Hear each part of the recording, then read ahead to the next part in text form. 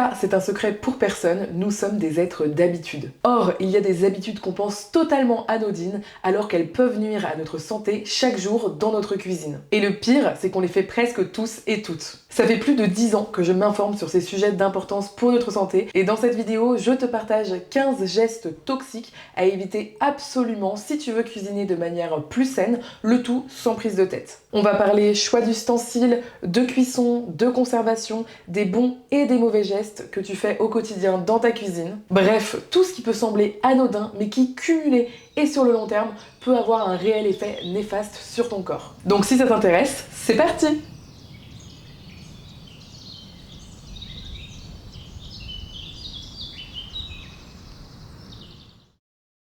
La première erreur, elle concerne la cuisson des aliments et ça va être de ne pas respecter les points de chauffe des différentes huiles. En fait, lorsque vous faites vos courses dans un magasin, vous avez pléthore de choix sur l'huile à acheter. Et peut-être que vous vous dirigez vers une huile parce que vous avez entendu qu'elle était plus saine qu'une autre. Par exemple, vous prenez de l'huile d'olive extra vierge, ou bien vous allez prendre une huile de noix, une huile de colza pressée à froid.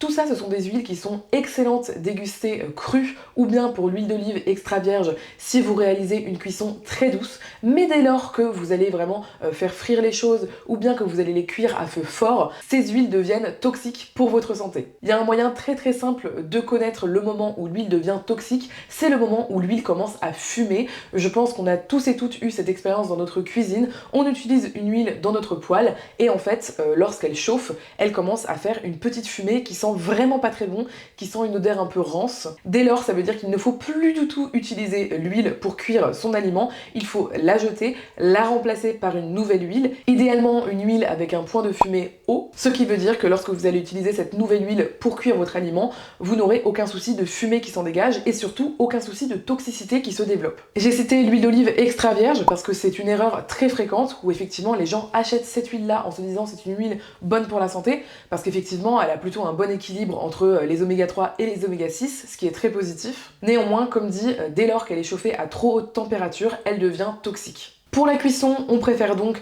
des huiles adaptées à cela. Alors en général, soit c'est écrit sur la bouteille, par exemple vous allez avoir de l'huile de cuisson ou de l'huile de friture qui donc va être parfaite pour les cuissons à haute voire très haute température. Mais globalement, toutes les huiles qui ne sont pas crues, en général ce sont des huiles qui sont également moins chères. Donc on peut parler d'huile de tournesol, d'huile de cacahuète, d'huile de colza si elle n'est pas crue. Celles-là, elles sont parfaites pour la cuisson. Je vous invite vraiment à regarder à l'arrière de la bouteille, c'est toujours indiqué si c'est ok pour la cuisson ou si c'est uniquement pour l'assaisonnement. Et pour des huiles un peu plus fancy mais qui résistent très bien à la cuisson, on a également l'huile d'avocat et l'huile de coco. En revanche, toutes les huiles qui sont pressées à froid, qui sont crues, elles sont vraiment parfaites pour vos préparations crues, notamment pour vos salades, vos vinaigrettes, ou si vous les ajoutez vraiment post-cuisson. Et là, vous allez avoir de l'huile de colza crue, de l'huile de noix, de l'huile de chanvre, de l'huile de noisette, et tout ça, ça va vraiment être parfait, comme dit, post-cuisson. Vraiment, ne les supprimez pas de votre alimentation parce qu'elles sont excellentes en quantité modérée. Mais par contre, il faut bien respecter le fait de ne pas les faire chauffer.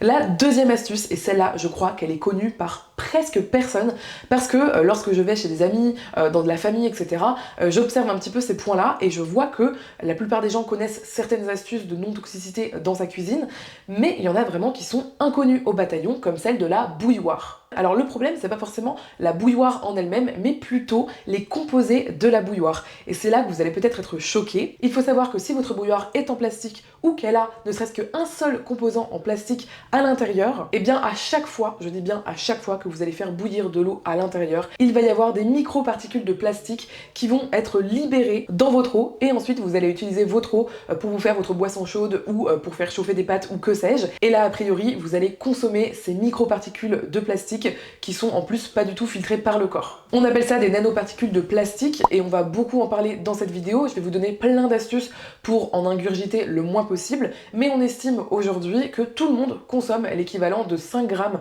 de nanoparticules de plastique par semaine à cause de son alimentation, et ça correspond ni plus ni moins qu'à une carte de crédit. Donc en gros, on est en train de nous dire tranquillax qu'on consomme toutes les semaines, c'est vraiment énorme, une carte de crédit. Eh bien sachez que votre bouilloire fait peut-être partie du problème. D'ailleurs, nous, lorsqu'on a emménagé dans cet appartement et qu'on devait acheter une bouilloire, j'ai absolument cherché une bouilloire sans plastique. Dites-vous que j'ai galéré comme pas possible à trouver la bonne bouilloire. Parce que oui, absolument toutes les bouilloires que je regardais sur le marché avaient du plastique, soit étaient entièrement en plastique, soit avaient des morceaux en fait, des éléments en plastique dans la bouilloire. Et donc je savais qu'elles allaient libérer des nanoparticules de plastique dans mon eau. Et ça pour moi, c'était niette. En cherchant plus intensément, j'ai fini par trouver une bouilloire de marque italienne qui effectivement n'avait aucun morceau de plastique à l'intérieur et qui donc me permet de faire bouillir de l'eau au quotidien sans avoir aucune particule de nanoplastique dans mon eau.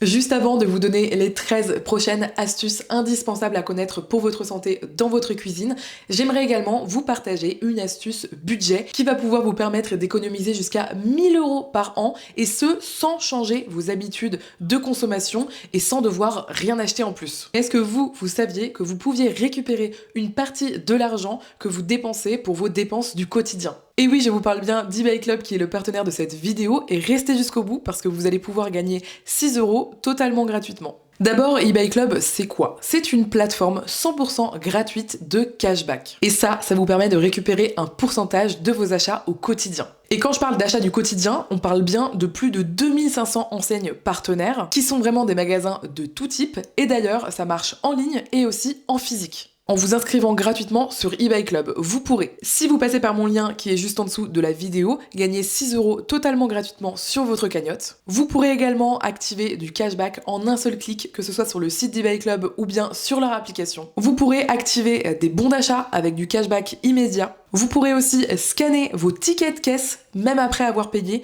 pour récupérer du cashback dessus. Si je prends mon exemple, récemment on a dû changer de lave-vaisselle, donc on est vraiment parti sur de la qualité. On a souhaité prendre ce Whirlpool en 45 cm et on l'a acheté chez But. Et bien dites-vous qu'on a économisé 18 € sur notre achat. Je suis simplement allée sur eBay Club, je suis allée sur But et ensuite j'ai choisi de prendre des bons d'achat. Comme le lave-vaisselle coûtait 461 €, j'ai pris 450 € de bons d'achat sur eBay Club. Là, j'ai récupéré directement, instantanément, 18 € dans ma cagnotte. Et ensuite, sur le site de But, j'ai pu payer avec mon bon d'achat très facilement et j'avais déjà récupéré mes 18 € grâce à eBay Club. Et il faut savoir que dès lors que votre cagnotte atteint 10 €, vous pouvez récupérer l'argent via PayPal ou via virement bancaire. Alors là, je vous ai parlé d'un achat un peu exceptionnel, mais eBay Club, ça marche au quotidien. C'est-à-dire que ça marche sur vos courses. Si comme moi, vous avez un animal de compagnie, vous faites peut-être des achats pour votre animal, moi j'en fais pas mal en ligne, ça marche à chaque fois. Ça marche chez certains garagistes et ça marche même sur des réservations de vacances que vous auriez fait en ligne par exemple, ou même si vous achetez des tickets de train, de bus, d'avion, etc. Ce que j'adore aussi, si comme moi vous faites de temps en temps des achats en ligne, ça va être d'installer directement l'extension de navigateur. C'est totalement gratuit. Si vous le faites, vous avez 1 € de bonus sur votre cagnotte. Et ensuite, cette extension de navigateur, elle va s'activer dès lors que vous allez aller sur un site marchand. Et l'extension va directement vous donner le meilleur code promo en cours, la meilleure promotion en cours, en plus de vous activer le cashback sur vos achats. Si vous voulez tester, vous avez mon lien en description qui vous apporte 6 € directement sur votre cagnotte. Comme dit, ça ne coûte rien d'essayer, je vous conseille vraiment de tester parce que ça peut vraiment vous permettre de faire de substantielles économies au fur et à mesure du temps. Merci à eBay Club d'avoir été le partenaire de cette vidéo et tout de suite on continue sur la 3e astuce pour votre santé dans votre cuisine. La 3e astuce, je suis étonnée du peu de gens qui la connaissent. Moi, j'ai appris cette astuce lorsque j'ai fait ma formation HACCP. C'est une formation d'hygiène qui est obligatoire lorsqu'on veut ouvrir un restaurant ou lorsqu'on est en cuisine. Et c'est vraiment très intéressant parce qu'on y apprend tout plein de méthodes qui sont indispensables à appliquer au quotidien. Parce que parfois, on ne se rend pas compte, mais lorsqu'on cuisine, on a des habitudes qui font qu'on peut carrément attraper des maladies. Par exemple, une mauvaise habitude, ça va être celle de mettre des aliments chauds directement dans le réfrigérateur. C'est vrai que lorsqu'on fait chauffer quelque chose, lorsqu'on fait cuire quelque chose et qu'ensuite on souhaite le mettre au réfrigérateur, c'est vraiment un jeu un petit peu difficile. En général, il faut faire en sorte que le produit refroidisse le plus rapidement possible parce que le problème, c'est que si vous mettez un plat encore assez chaud dans votre réfrigérateur, vous allez tout simplement faire monter la température globale de votre frigo. Et ça, c'est vraiment mauvais pour la conservation des aliments. Ça peut permettre à certaines mauvaises bactéries de se développer sur vos aliments que vous allez consommer ensuite et là, potentiellement vous allez pouvoir tomber malade. En plus, ça peut créer de la condensation, notamment si votre plat est encore fumant. Ça va créer de l'humidité excessive dans votre frigo. Et encore une fois, ça c'est un environnement parfait pour certaines bactéries de se développer. Le mieux, c'est de laisser tiédir son plat. Comme dit, si vous pouvez le faire refroidir le plus rapidement possible, par exemple, si vous êtes en hiver, qu'il fait froid, mettez-le à l'extérieur pour le faire refroidir assez rapidement. Et ensuite, vous pourrez le placer dans votre frigo.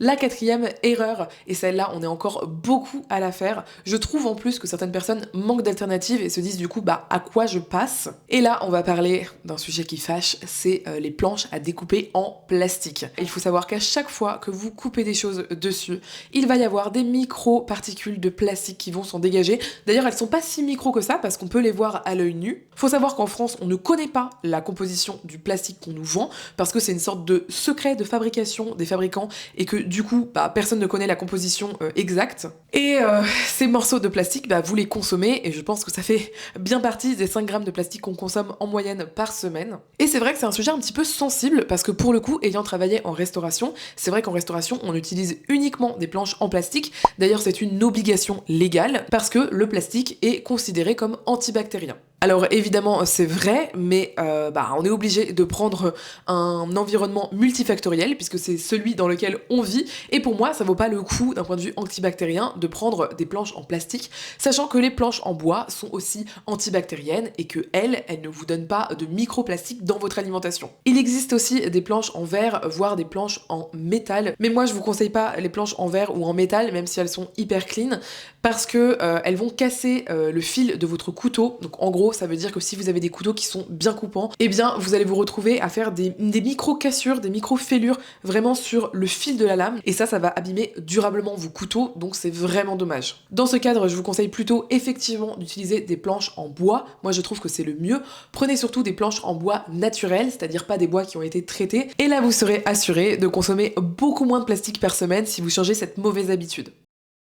La 5e erreur, et là je plaide complètement coupable, donc je m'engage à le faire beaucoup plus. Donc l'erreur, ça va être de simplement passer vos fruits et légumes sous l'eau et de ne pas les laver, c'est-à-dire de ne pas les frotter. En fait, il y a des études qui ont été faites sur le sujet et on a constaté que simplement en mettant vos fruits et légumes que vous venez d'acheter dans l'eau avant de les consommer, ça ne va pas enlever un maximum de résidus de pesticides. Je vous conseille vraiment d'acheter une petite brosse à légumes, idéalement en matériaux naturels, donc par exemple en paille, ce genre de choses, pour tout simplement frotter vos fruits et légumes. Je sais que le bicarbonate est assez utilisé également. Je crois qu'il est plutôt efficace effectivement pour diminuer, voire supprimer certains résidus de pesticides. D'ailleurs, petite astuce bonus, je sais pas si vous connaissez la liste qu'on appelle des Clean 15 ou de la Dirty Dozen. La Clean 15, c'est 15 aliments que vous allez pouvoir acheter en non bio et qui vont être très peu traités parce que globalement ce sont des produits qui résistent très bien aux intempéries, aux maladies, qui ont une peau très épaisse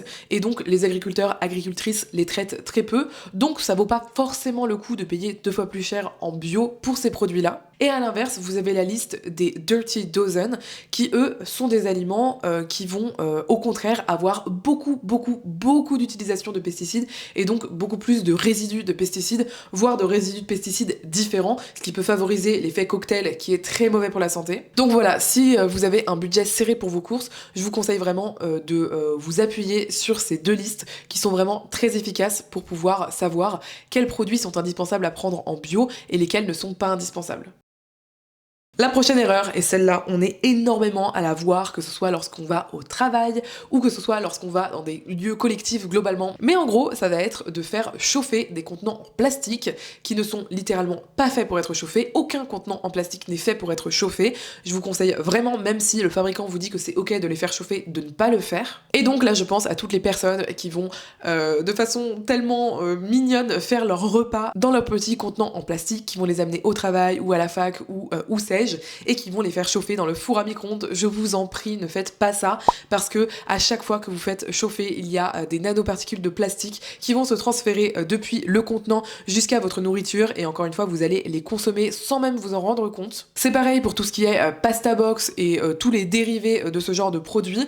On vous incite carrément de faire chauffer dans la boîte. Encore une fois, ne le faites pas. Tout ça, ça libère des nanoparticules de plastique. L'alternative, elle est vraiment hyper simple. Ça va être tout simplement d'utiliser des boîtes en en verre. Et là, c'est pas du tout embêtant si le couvercle est en plastique parce que de façon générale, ça ne touche pas votre nourriture et surtout, vous l'enlevez pour le passer au micro-ondes. Ça, c'est vraiment un swap tout simple mais qui va vous permettre de faire beaucoup plus de bien à votre santé au quotidien.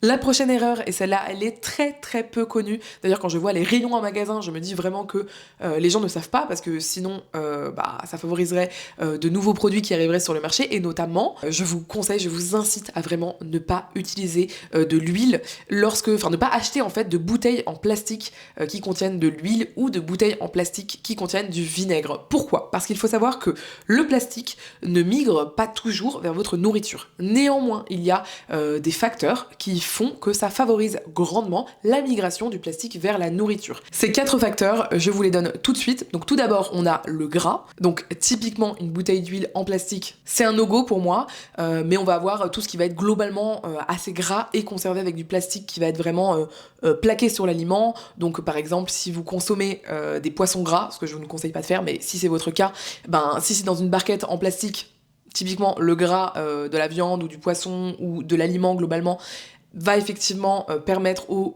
plastique de faire migrer des microparticules vers l'aliment qu'ensuite vous consommez. Ensuite, on va avoir l'acidité. Donc là, on est en plein dans les bouteilles de vinaigre en plastique. D'ailleurs, j'aurais également pu citer les bouteilles de jus de citron en plastique. Je vous conseille vraiment de les prendre plutôt en verre. Le troisième facteur, c'est le temps. Donc typiquement, le fait d'avoir des aliments qui vont se conserver très longtemps. Par exemple, il faut savoir que dans les boîtes de conserve, il y a souvent une toute petite couche de plastique à l'intérieur. Et dans certaines boîtes de conserve qui effectivement sont conservées très longtemps ou bien qui sont conservées dans l'huile par exemple, ça pose problème parce qu'il y a effectivement une migration du plastique. Et le dernier élément, ça va être la chaleur. Donc là, on revient à l'erreur précédente qui était celle de faire chauffer des choses dans un contenant en plastique et ensuite de les manger.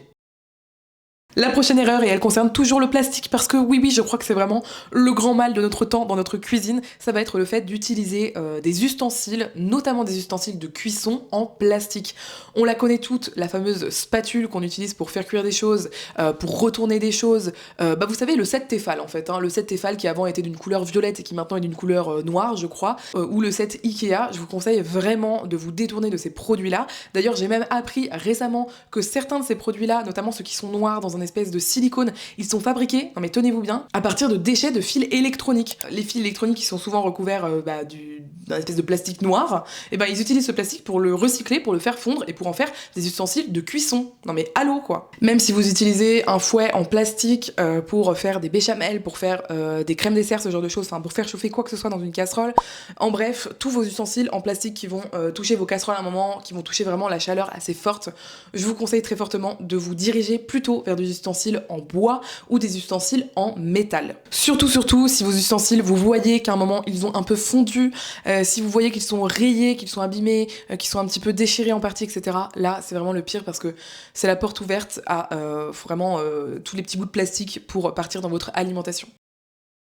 La prochaine erreur, et celle-là on en a beaucoup parlé récemment, c'est le sujet des PFAS qu'on appelle plus communément les PFAS et qui sont contenus notamment dans les ustensiles de cuisson, donc notamment les poêles anti-adhésives. Parce que oui, c'est vrai que les poêles anti-adhésives c'est très pratique, mais c'est surtout très mauvais lorsqu'elles sont rayées. Alors si elles ne sont pas rayées, elles peuvent aussi libérer des PFAS dans votre alimentation, donc les PFAS ce sont des polluants éternels, c'est-à-dire qu'une fois que vous les avez ingurgités, ce qui est a priori forcément mon cas et forcément votre cas, ils sont éternels, c'est-à-dire qu'ils restent éternellement dans votre corps. On a retrouvé des PFAS dans le cerveau, on a retrouvé des PFAS même dans les organes intimes de certaines personnes, notamment dans les testicules, c'est pour dire à quel point ces PFAS vont absolument partout dans notre corps. Et lorsqu'on sait qu'ils sont éternels, c'est quand même un peu flippant, surtout lorsqu'on ne connaît pas précisément leurs effets sur la santé, et notamment des effets délétères. On peut suspecter des effets sur la hausse de certains cancers, etc., même si rien n'est sûr actuellement,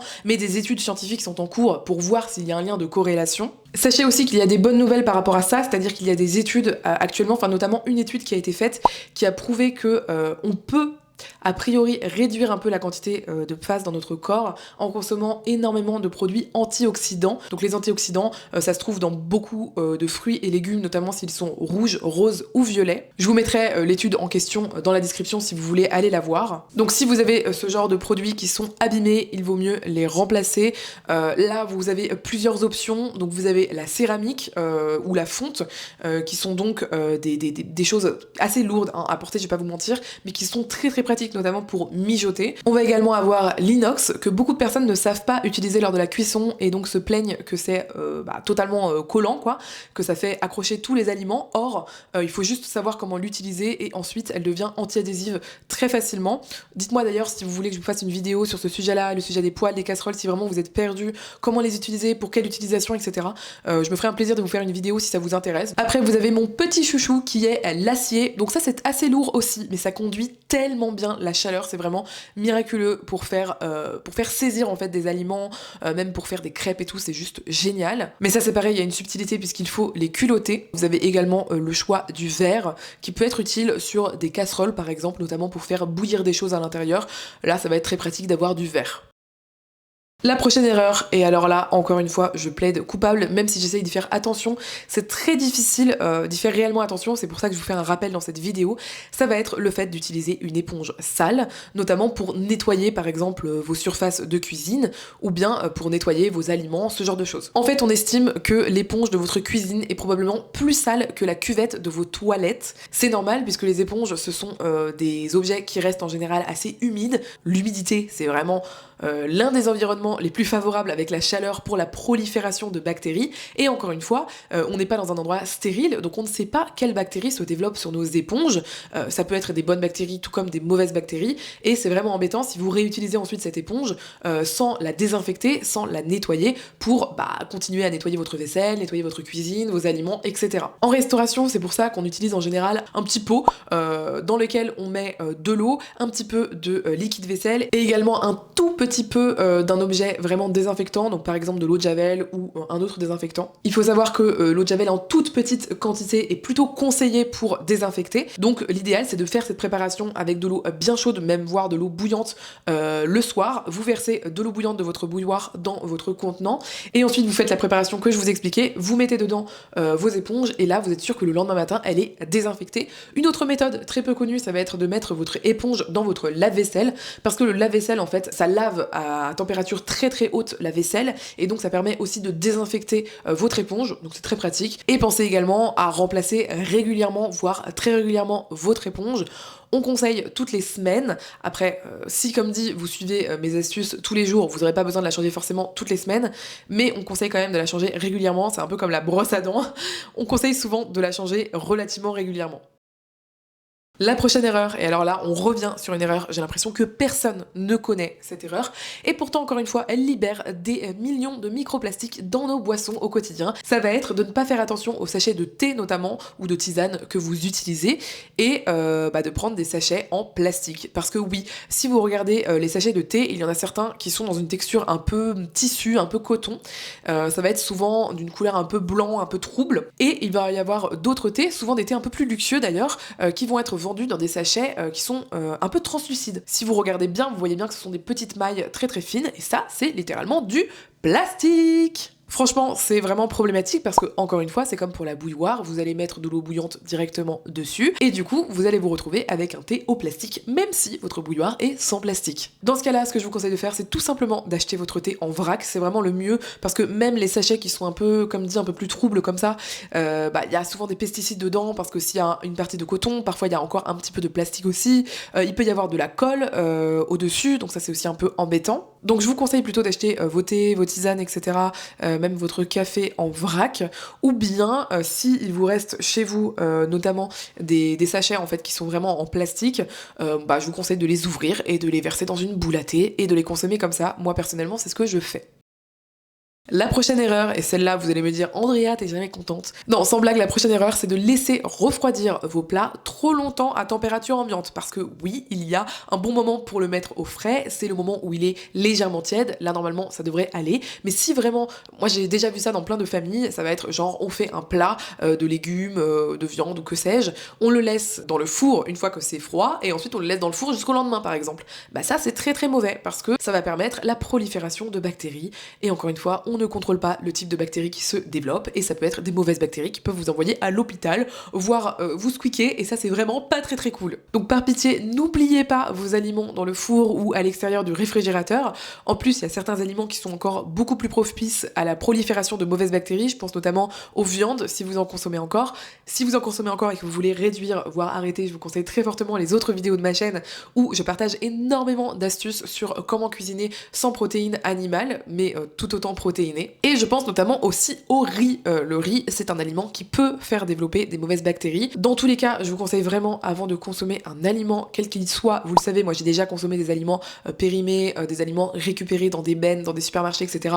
J'en ai parlé, et je trouve que ça peut être une bonne astuce pour les personnes qui sont en très grande précarité et qui ont besoin en fait de sauver des aliments comme ça. Ce qui est très important, c'est vraiment de se fier à votre vue, donc vous regardez l'aliment, est-ce que l'aliment a une apparence normale, à votre odorat, vous sentez l'aliment, est-ce que l'aliment a une odeur normale, et à votre goût, vous mettez en bouche sans avaler, est-ce que le goût est normal ou est-ce qu'il est bizarre, est-ce qu'il est changé, est-ce qu'il est dégueu, et faites-vous confiance, c'est le plus important pour éviter notamment les intoxications alimentaires. Je pense à mon papa qui regardera forcément cette vidéo, qui m'a parlé d'une fois sur un buffet où il avait consommé un œuf de caille qui était assez peu cuit, il a tout de suite senti que l'œuf avait un goût bizarre, et par convention sociale, au lieu de le recracher dans sa serviette, il l'a avalé, et il a été malade comme un chien toute la nuit, ce que je ne conseille à personne. Franchement, fiez-vous à vos sens et respectez ces petites règles de sécurité sanitaire dans votre cuisine.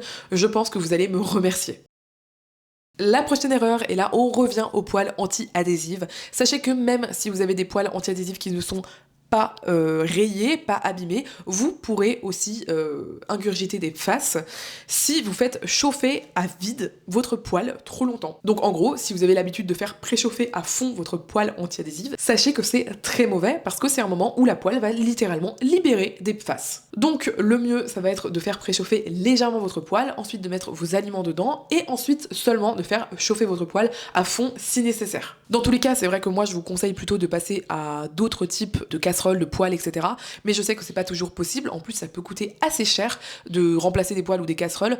Donc, suivez simplement ces astuces pour éviter le maximum possible d'avoir ces fameux polluants éternels qui vont se libérer dans votre alimentation.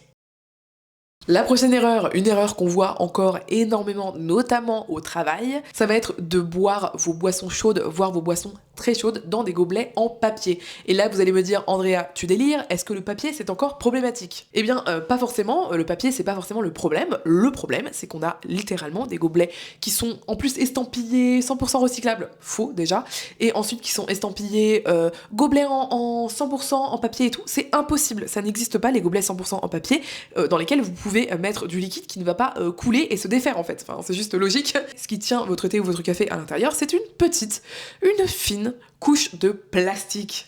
Et là, vous le sentez venir, c'est littéralement comme si vous mettiez votre thé bouillant ou votre café bouillant dans un gobelet en plastique. Donc ça va libérer de la même façon des nanoparticules de plastique dans votre boisson. Et là encore, c'est une grosse erreur. Celle-ci, je trouve qu'elle est vraiment perfide parce que, en général, on ne sait pas qu'il y a cette petite couche de plastique dans ces petits gobelets. Donc moi, ce que je vous invite à faire, c'est tout simplement d'avoir avec vous un gobelet qui va être plutôt, par exemple, en métal ou en verre. Si vous allez dans un café dans lequel on vous sert, des cafés dans des gobelets comme ça, bah vous demandez à le servir dans votre propre gobelet. Et si vous allez au travail, à la fac ou que sais-je et que vous avez l'habitude de consommer ce type de boisson chaude, je vous conseille très fortement de plutôt utiliser votre propre mug et vous le lavez simplement après et au moins vous êtes sûr de faire du bien à votre santé en faisant ça. On arrive déjà à la 15e et dernière astuce et celle-là je crois que presque personne ne la connaît. Avant de vous la donner, si cette vidéo vous a plu, n'hésitez pas à mettre un pouce en l'air, à vous abonner si ce n'est pas déjà fait. Je vous vois, je sais que vous êtes plus de 50% à regarder mes vidéos avec intérêt, sans être abonné. Donc n'hésitez pas à vous abonner, c'est totalement gratuit. Et surtout, je suis hyper curieuse de savoir quelle est ou quelles sont les erreurs que vous avez apprises dans cette vidéo parmi les 15, celles qui vous ont le plus marqué, que vous faisiez effectivement au quotidien et que vous allez changer. Et donc pour cette 15e erreur, ça va être de conserver des aliments dans de l'huile, même si vous le mettez au réfrigérateur, sachez que c'est très dangereux. Je m'explique, moi par exemple, il fut un temps où j'adorais faire mes antipastilles maison, notamment des antipastilles de tomates, vous savez qu'on fait un peu confire au four pendant l'été et qu'on met dans l'huile ensuite avec des petites gousses d'ail, des petites herbes fraîches, ou bien je faisais aussi des sortes de conserves entre guillemets avec, vous savez, du tofu lactofermenté dans de l'huile pour que ça fasse comme de la feta. Et bien si vous faites ça, sachez que même en le mettant au réfrigérateur, vous avez un risque de faire développer du botulisme, le botulisme étant une maladie littéralement mortelle. Donc oui, c'est vraiment pas très cool, mais c'est pour ça qu'il est très important de faire attention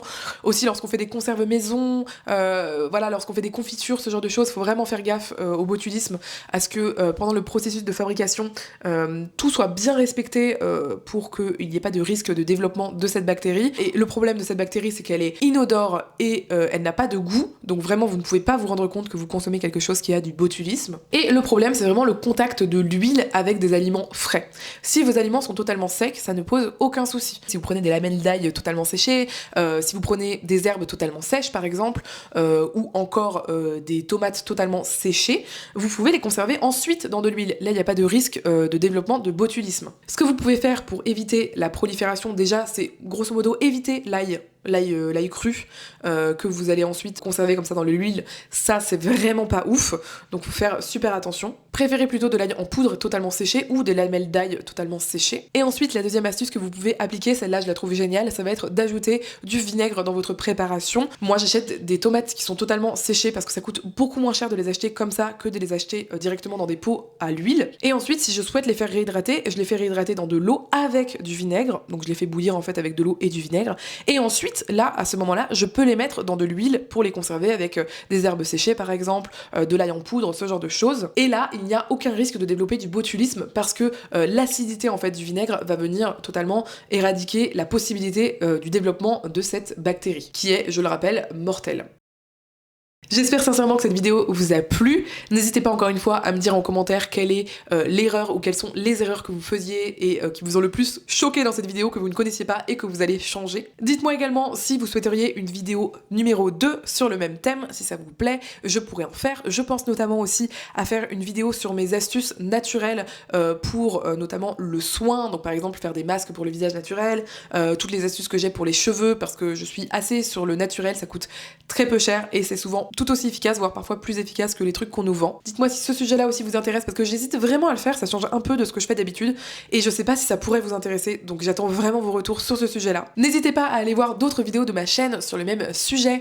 Je vous ai notamment fait les meilleurs aliments à consommer pour votre santé qui sont vraiment incroyables de bienfaits sur votre santé. J'ai également fait une vidéo sur comment éviter de faire monter sa glycémie. Cette vidéo-là vous avez beaucoup plu. En bref, j'ai plein de petits bonbons qui vous attendent sur ma chaîne, donc n'hésitez pas à aller voir ça si ça vous intéresse, ça me ferait grand plaisir de vous voir là-bas. D'ici là, je vous fais de gros bisous et je vous dis à très bientôt.